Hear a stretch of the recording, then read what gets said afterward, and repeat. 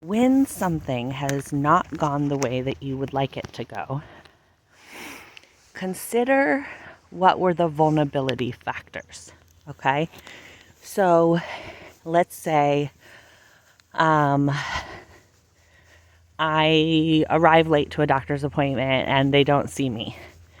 I could be like, gosh darn it, why'd I do that? I'm so irresponsible. Or I could say, okay, what led to this? What were my vulnerability factors?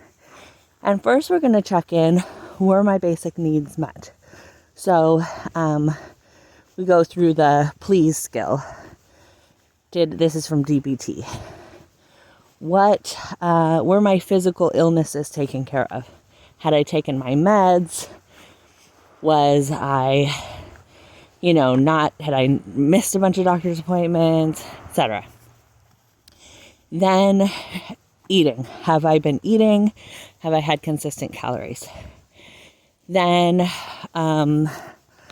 avoid mood-altering substances. Have I been avoiding mood-altering substances? Or did I have caffeine late in the day? Or and then didn't sleep well, so I overslept? Did I have,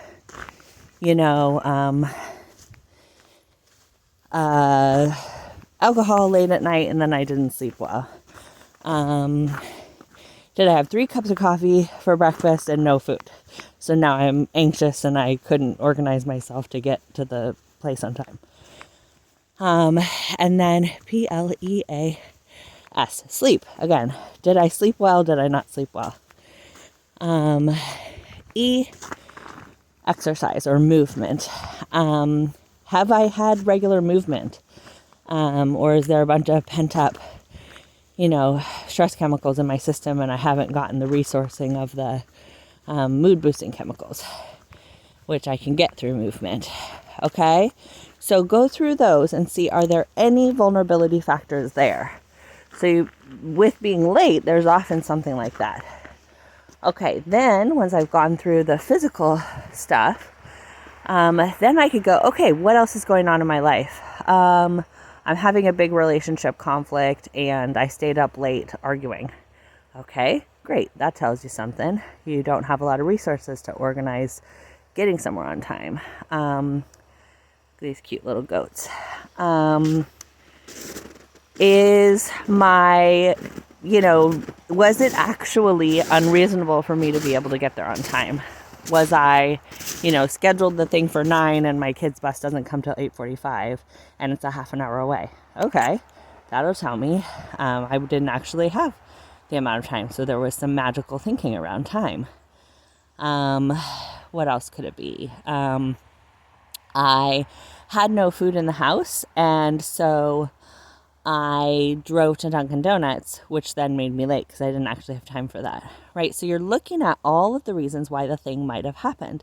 If you want it to be different, just being mad at yourself for not doing it differently won't really help. Finding out why it went the way it went will help you identify what you might want to change if you want it to go differently.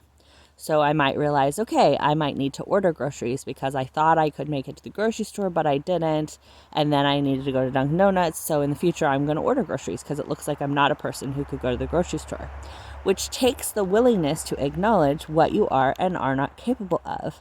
And our culture has made us so like, we need to, we have all these made up rules. It's bad to order groceries. It's good people, blah, blah, blah.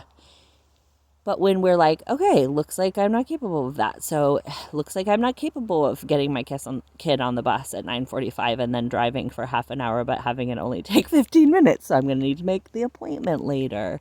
Looks like I am not able to have an appointment the next day and an argument the night before. So I might need to say, hey, I've got an appointment that's really important to me tomorrow morning. So I'm going to need to pause on this argument and come back to it tomorrow.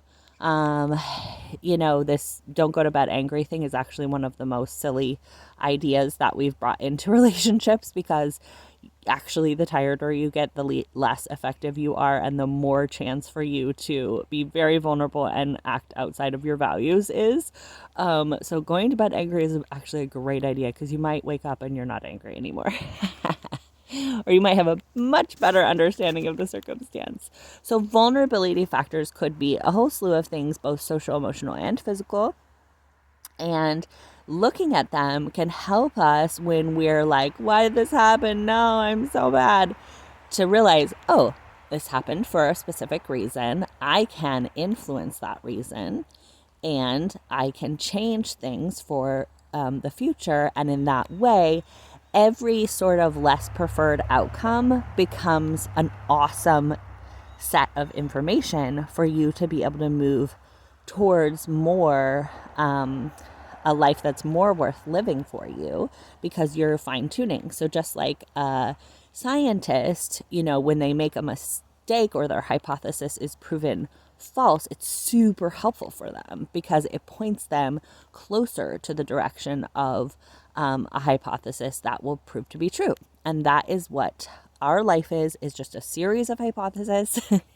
And when we stay with it didn't work, the hypothesis was not true, when we stay with that for months and years and a lifetime, that's when we feel stuck.